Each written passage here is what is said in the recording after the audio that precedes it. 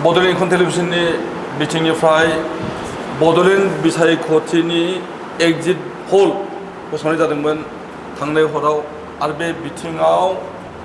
exit पोलनि बागै सावरायनो थाखाय एबा बिनि सायाव बुंथिनो थाखाय जोङो दिनै माखासे माने गेदेमा लोगो मोननो हादों गिबियावनो जनजाति सुरक्षा मन्चनि मावफुं आफादगिरि दावरदेब नार्जारि बिथांजों खुलुमनाय होदों खुलुमबाय अल बड' सिनियर सिटिजेन फरामनि गाहाय नेहाथारि अमर सिंह ब्रह्म खुलुमनाय होदों आरो बर' रेकर्ड जथुमनि लेङाइ आफादगिरि सारदा प्रसाद मुसाहारि जोङो बिथांमोनजों सावरायगोन जे बड'लेण्ड इंखन टेलिभिजननि बड'लेण्ड बिसायख'थिनि सायाव सोर देरहागोन सोरनि सरकार जागोन बिनि सायाव एग्जिट पोल जिथु बानायदोंमोन बिनि सायावनो जों सावरायनाय जागोन आरो एग्जिट पोल मथे बड'लेण्ड इंखन टेलिभिजननिसिम जेनाखि सुलुं मोननाय बे हिसाबैहाय बड'लेण्ड पिपल्स फ्रन्ट BPFआ देरहागासिनो दङ 28था बियाबाव भारतीय जनता पार्टी BJPआ 9 UPPLआ 2 कंग्रेसनिफ्राय मोनसे आरो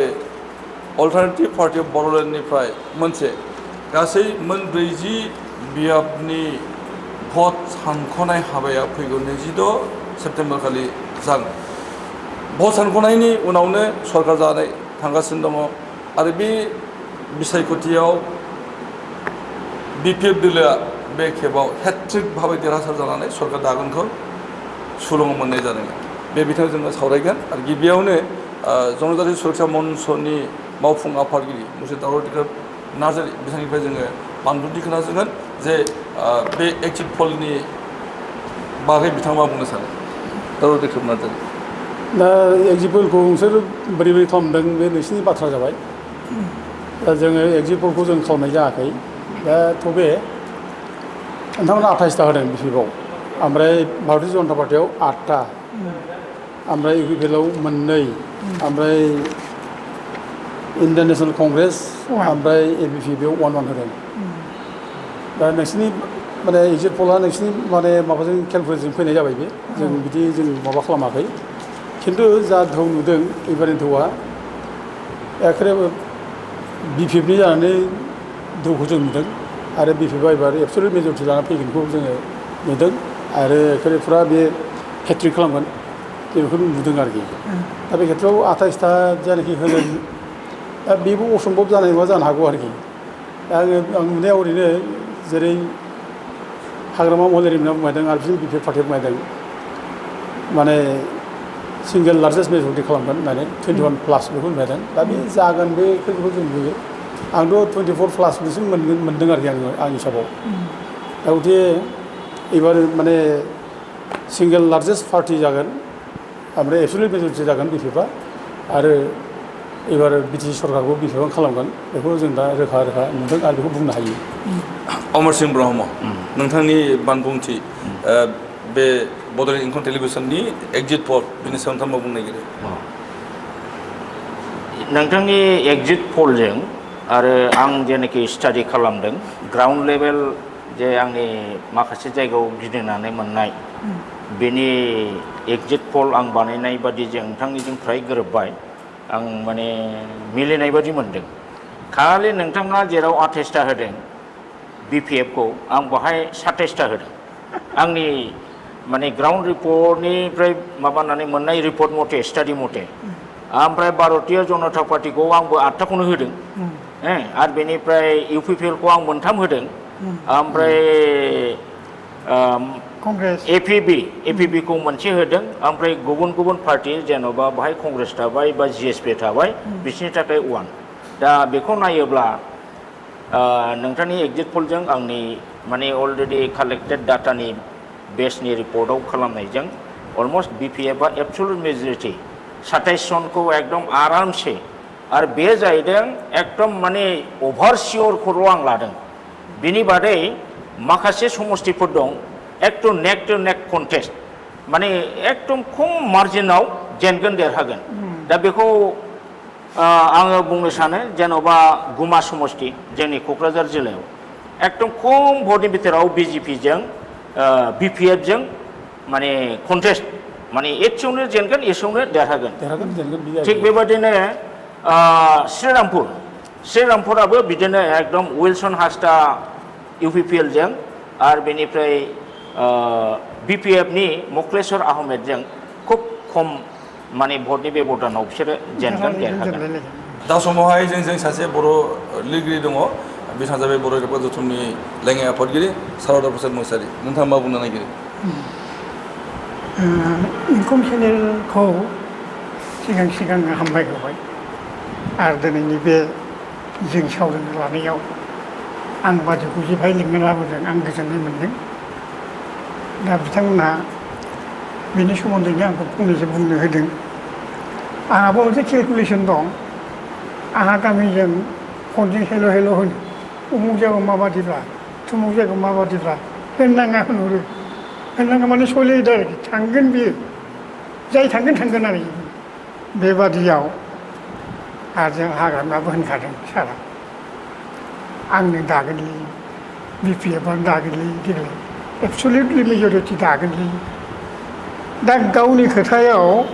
21 एग्जिटआव आरोखि आखाइयाव लाबावो बियो आरो मोनब्रैसो 25 सिटसआनो जों हाग्रामानि गावनि थार आरोखि बियो आंनि जे केलकुलेसनाव आं मोननाय आरोखि आंनोबो 25था होमबा 25थायाव जोंहा 40आव मेजरिटिनि एबसु जायाखै जाबाय होमबा सरकारा जोंनो दाखागोन ना जोंनो दाखागोन माने आं BPF-खौनो होनदों आरोखि माने सापरनानै जोंनो दाखागोन होनथारबाय आं माथो खालामबावनो बेनोसै आच्छा जोङो दान्दिसे ब्रेक लानि ब्रेकनि उनाव फैफिनगोन आरो जों बे समाव सावरायगोन जोङो बिथं पाबै बबे बियाबाव BPF एबा UPPL BJP alternative party of Bodoland आरो कंग्रेसआ देरहानायनि मिजिं दङ बेनि सायाव जों सावरायगोन दान्दिसे ब्रेक लादों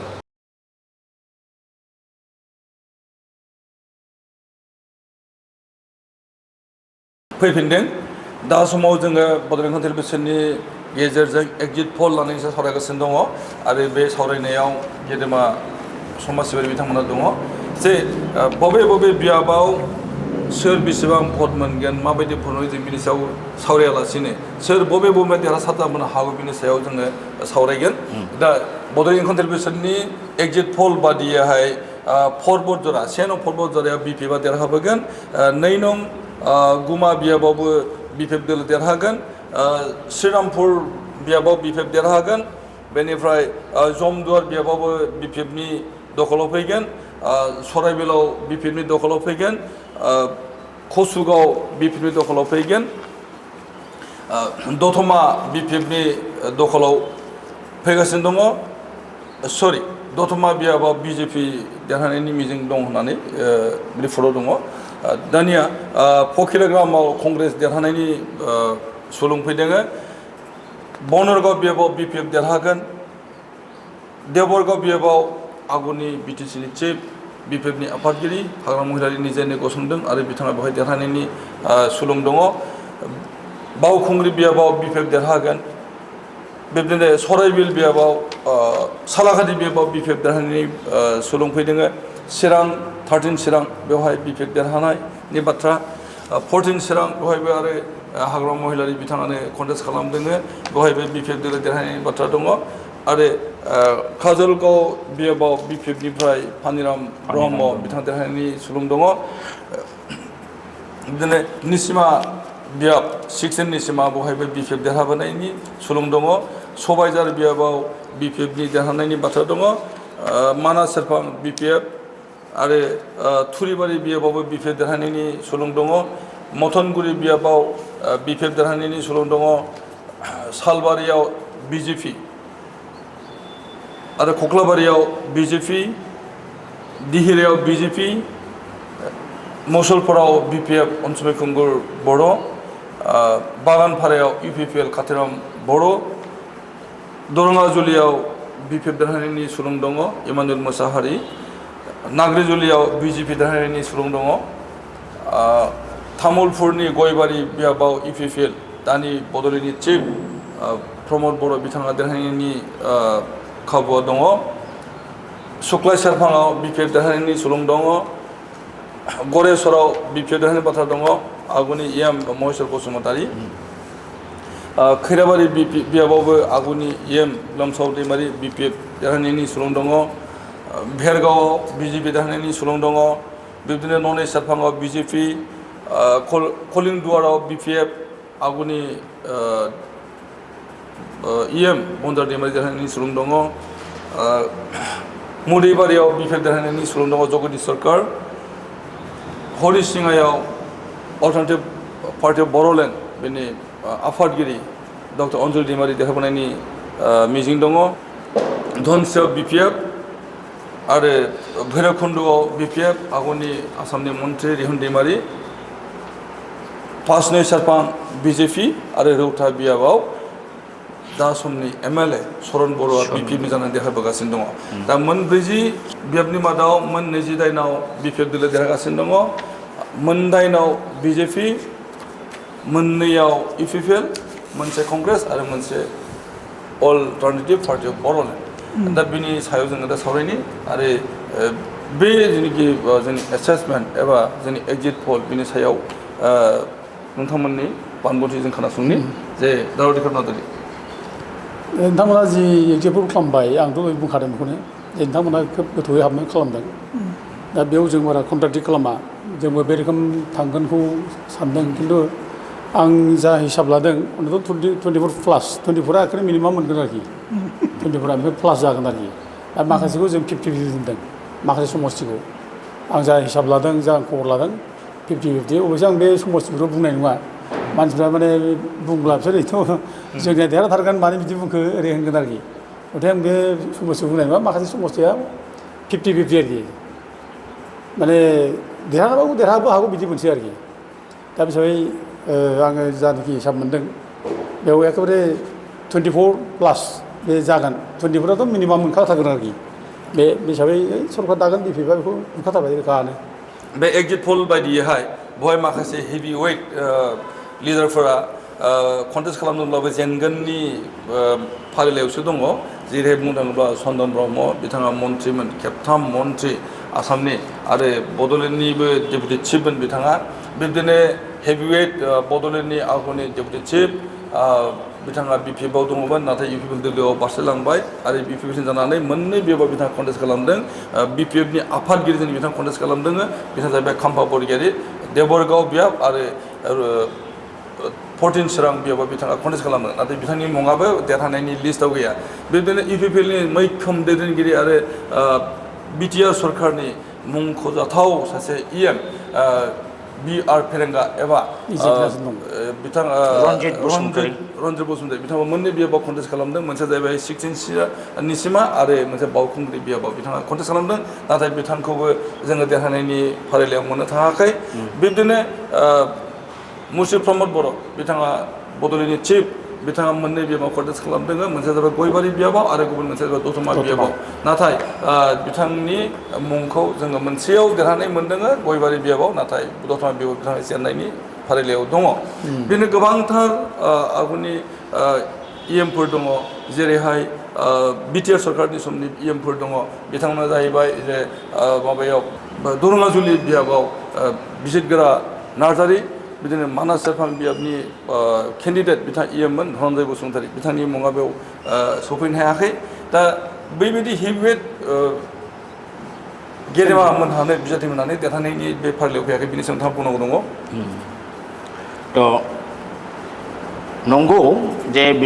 नोंथाङा जे बुंदों माखासे आगोलनि हेभि वेट केन्डिडेटफोर एबार देरहानायनि लिस्टआव फैयाखै बे खोथायाथ' सैथो जे हमना लादो चन्दन ब्रह्म बिथाङा एक्स मिनिस्टार जानो हागौ बिथाङा एबारनि दानि BTC इलेक्सनाव खुनु दिन बिथाङा पाब्लिकखौ बोनो हायाखै खुनु बिथांनि प्रति पाब्लिकआ सापर्ट गैया बिथांनि एगेन्स्टै जाय केन्डिडेट BPF बिथां माने पानिराम ब्रह्म बिथाङा एकदम लरसर खालामनो खुनु दिन हाया माने सियर पानिराम ब्रह्मआ आं मोननाय रिपर्ट मथे सियर देरहायो आरो बेनिफ्राय खाम्फा बरगयारि बिथांनि खोथाखौ नोंथाङा बुंदों खाम्फा बरगयारिया मोननै बियाबाव दारायदों खिन्थु मोननैबो जेननायनि बिथाङा बे एकदम सियर माने बिथाङा बेनो UPPL नि गोरोन्थिया मा जेनगोनखौ मिथिखानानै मोननै जायगायाव होनाया बे UPPL निबो बिराद गिदिर गोरोन्थि जाखादों दा 14 नम्बर चिरां दुवाराव माने बिथां खाम्फा बरगयारिया गावखौ बिराद देरहागोन होनदों खिन्थु ग्राउन्ड रिपर्ट मथे आं जे रिपर्ट कालेक्सन खालामदों बिथाङा खुनु फुरदायै देरहाया आरो बिथाङा देबरगावआवबो गावखौ देरहादों होननानै माने एसे लाजिया फांजिया खोथा बुंलानानै लादों खिन्थु बिथांखौ आं बुंगोन देबरगाव समस्तियाव खुनु फुरदायै देरहाया खारन बे देबरगावआव केन्डिडेटआनो इउपिपिएलआ गैखायामोन सासे दंमोन अशोक गयारि होननाय सिम्पल सादा बुसा मानसि एडुकेसनबो सेरिकेम गैया दा बेबो टिकेट मोनैनि एसे माने इउपिपिएलनि केम्पेइनाव नेग्लेक्ट खालामदों आरो बेनिफ्राय सासे माने केन्डिडेट हिसाबै इउपिपिएलनिफ्राय गावनानै फैनाय बुद्धदेब बसुमतारी बिथाङाबो माने इउपिपिएलनि माबाखौ पार्टिखौ गारनानै मा होनो इन्डिपेन्डेन्टलि दारायदों दा बे हिसाबै हाग्रामा महिलारि बिथाङा थांनाय बाराव जेसेबां भटआव देरहादों एबार माने बांसिन भटै देबरगावनिफ्राय देरहागोन होमबा खाम्फा बरगयारिनि देरहानाया बबे जायगायाव जागोन जाखो मोननैयावबो बे फैलार आरो इउपिपिएलनि बे ग्रेट माने लुजार आरो बिथांमोननि पलिसिनि बे सिद्धान्तनि गोरोन्थि फेरेंगा बसुमतारीखौ नोंथाङा नाय बियो आगोलनि इएम जानो हागौ फेरेंगा बसुमतारीया पाब्लिक लेभेलावबो ओरैबायदि बिनि इमेजआ गाज्रि बिनि बे बर' हाग्रायाव थानाय बर' माखासे रायजो राजाखौ होख्रांनाय मानसि बुथारनाय बा गुबुन गुबुन बुख्लाब दानख्लाब खालामनाय हाग्रायाव हाबबानो बुख्रुमनाय बेफोरबादिनिफ्राय फेरेंगानि इमेजआ ओरैबायदि गाज्रि दा बिथाङा आगोलावहाय चिरांनिफ्राय देरहादोंमोन खिन्थु एबार निसिमाव थांदों बिथाङा जायगा मोनैनि निसिमायाव आं निजेनो गिदिंहैदों आमटेका ओजों आमगुरि ओरै एलेखा आप टु ओरै सबायझारसिम दा बेवहाय आङो पाब्लिक माने जेनाखि रिपर्ट मोनबोदों बिथाङा एकदम सियर निसिमायाव जेम्स बसुमतारीखौ फेरलेबो बियो सोमावनो हाया दा बे हिसाबै फेरेंगाया निसिमायावबो जेनगोन माबानायखौ फैदो फेरेंगानिखौ बियो माने बावखुंग्रियावबो दारायदों बावखुंग्रियाव खुनु फुरदायै बेहा बिथाबो गैया आरो बेखौ फरेनार होनो जेला नमिनेसन होनायनि आगोल बिथांनि नामा सिखारो हाजार हाजार बर' रायजो राजाफ्रा जोंनो बाहेरानि केन्डिडेटखौ नाङा फेरेंगाखौ देरहा होब्लाबो जोङो उनाव बेखौ नागिरबाबो मोना होननानै बेनि काउन्टार होदों दा बे हिसाबै जोंहा बे बिपिएफनिया बिथां दनेश्वर गयारिया आजि बिटिसि जाजेननिफ्राय एखेलेथारै बिथाङा देरहाबोदों आरो बिथाङा पाब्लिकजों ओरैबायदि गोरोबनानै सोलियो पपुलारिटि दङ बेखौ खुनु फुरदायै फेरेंगाया फेजेननो हाया आं नोंथांनि एगजेक्ट पलाव नोंथाङा दतमाखौ बिजेपि होनदों बिजेपिया दतमायाव खुनु दिन देरहाया बिजेपियाव जोंना आगोलनि एमसिएलए प्रकाश बसुमतारी बे प्रकाश बसुमतारी बिथाङा जोंनि बिपिएफनि जानानै बिथाङा गेलेदों आरो बिथांनि फिल्डआ बहुद मजबुत पाब्लिक बेस दङ बर' भटआ बेनाव 60% गोलैगोन मुस्लिम भटआ बेवहाय 70 to 80% गोलैगोन राजबंशी भटआ 50% गोलैगोन आरो बिदिनो राभाफोर दङ आरो बेनिफ्राय सावथाल एसे दङ ओमफ्राय बेंगलियाथ' 15-16 दतमा बाजाराव दा बेफोरखौ नायनानै जोङो अलरेडि केलकुलेसन मोनबाय जे थांनाय बाराव प्रकाश बसुमतारीया जेसेबां मोनदों बेनि बहुद बारा भट मोननानै बिथाङा देरहागासिनो दं आरो नोंथाङा बिजेपिखौ दतमायाव देरहादों होनदों नो डाउट बिजेपियाव मनरन्जन बिथाङा गोबां थाखा गारदों हिसाब गैयै थाखा गारदों माने रायलायजाया माने बिथांनि थाखा गारनायखौ खोनानानै आरो रायजो राजाफ्रा माने बिथांनि थाखा राननायखौ नाजावदों नो डाउट खिन्थु बियो 8,000सोनि भटनि बारा बिथाङा मोना आरो दतमा बादि समस्तियाव खमैबो नोङो 18-20 हाजार मोननांगौ 18-20 हाजार भट मोनबासो बे देरहायो दा बे 8,000सोल' भट मोननाया बोरै देरहानो दा ओंखायनो आंनि केलकुलेसन मथे आंनि स्टाडि मथे आंनि नोंथांनि दा बुंनायनि बिथोराव आं बेखिनिखौ बुंहोबाय आच्छा सारदार मोसाहारि बे हेभिवेटफोरा मानि थाखाय जेनगोन बेखौ मा बुंनो आंथ' हेभिवेटफोरखौ जोंनि बे बिटिसिनि इलेक्सनाव आं फैजानो बाखायो जाय मानसिया मन्थ्रि जाखाबाय जाय मानसिया एमएलए जाखाबाय बोरै बे डाउनाव फैनांगौ जाखो मानसि गोजौनिफ्रायसो गोजौ थांनांगौ नै बिसोरना माबा एमएलए जानानै नै एमपि जानानै बोसोरथाम मन्थ्रि जानानै जोंनि बिटिसिनि बे माबाखौसो सिटखौसो सेफायलाबायनो आरो मानसिफ्रा मा सानदों मा मन्थ्रि बे मा एमएलए बे परिषदनि मानसिफोर गेलेथोंखौनो मा जाखारलाबायदों मानसिफ्रा बेखौनो होनगासिनो लाजि रोङिफ्रा हनै बिटिसिआव गेलेनो फैदों आरो नोंसिनो फैगासिनो दंना जेब्लानाखि नोंसिनो फैगोन एसेमब्लिनि जेब्लानाखि एमपिनि फैगोन थेवबो नोंसोर गेलेबानो जाबाय बेबादि होनसोलायनायाव लाजिनांगोन बिसोर सनमानबाबो लाजिनांगोन जोंहा नै खाम्फा बरगयारिबाबो खाम्फामोन बरगयारिनि खोथाखौथ' बे बारस्लायनाय बेनि खोथाखौनो ओरै दालाखासो होनबावो जे मानसिया डिपुटि जालायनानै थांबाय बिपिएफनि बे मानसिया मा नुखोनानै मा गोब्राबमोन इउपिपिएलआव थांखो बियो थांदोंमोन गावनावनो बियो जौस्लाय थागोन मोननै इलेक्सनावनो बियो बाग्रायनो फैखानाय जोंनि जेननाय मानसिखौलाय मा नामाखौ ओरैसो हजोंनि मानसिया आरो जोंनावसै हाग्रामानि बादै देबरगावआव खुनु मानसिखौनो सिनाया इसोर खाम्फा बिलाइ जों दान्दिसे ब्रेक लाबावदों बिनि उनाव जों जोबथारनाय पार्टआव फैनि दा समाव जोङो बड'लेण्ड इंखं टेलिभिजननि स्टुडिअनि गेजेरजों जोङो एक्जिट पलनि सायाव सावरायगासिनो दङ दान्दिसे ब्रेक लादों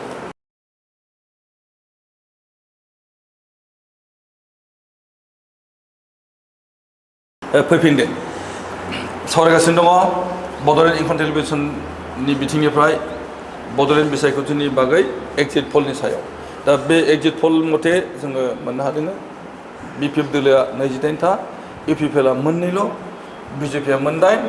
अल्टारनेटिभ पार्टि अफ बड'लेण्ड अनजल दैमारिनि दैदेननाय बिथाङा मोनसे आरो कंग्रेसनिफ्राय मोनसे देरहागासिनो दङ दा बिनि सायाव सावरायनाय जागासिनो दङ अमर सिंह ब्रह्म नोंथाङा हेभिवेटनि सायाव मा बुंनो नागिरो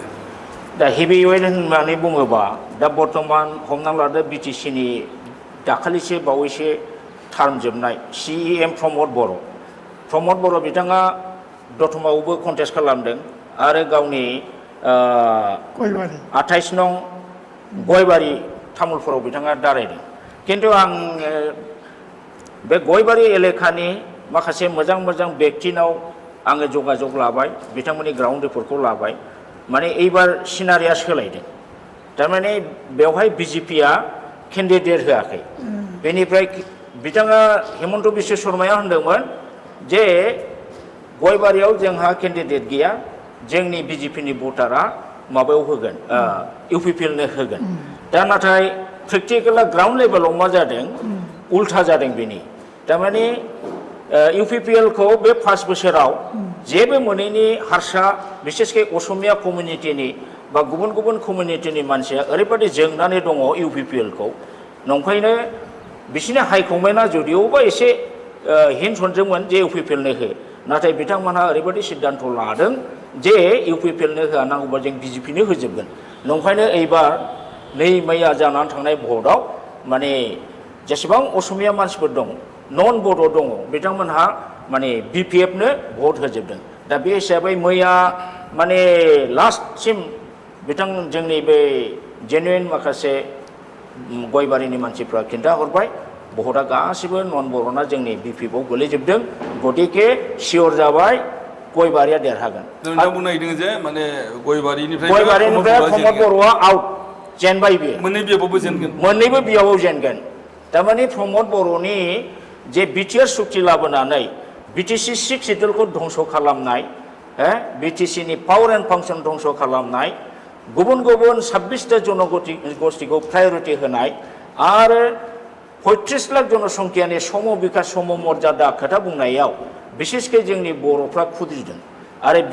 बिटिआर एकर्डनि सोमोन्दै आगोलाव बारा मिथियामोन दा जों ससियेल मिडियायाव हनै बिथां दावराव देख्रेम नार्जारि आं बुंनायनि उनाव ओरैबायदि पाब्लिकफ्रा लासै बुजिनो हमबाय जे बिटिआर सुक्तिनि दारै बर'फ्रा जेबो बेनिफिट जायाखै बरन्स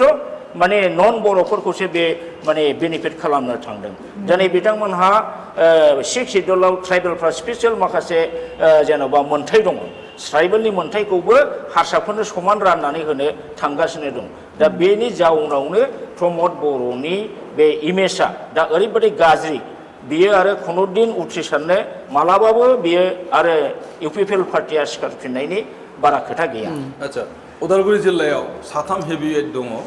इउपिपिएलनि बिथांमोना जाहैबाय बड'लेण्डनि एबा बिटिआरनि डिप्टी चिफ आरो आसामनि एमएलए मुस्रि गबिन्द बसुमतारी बेराफारसे EM निलुत स्वर्गियारि आरो सासे गोख्रों MCLA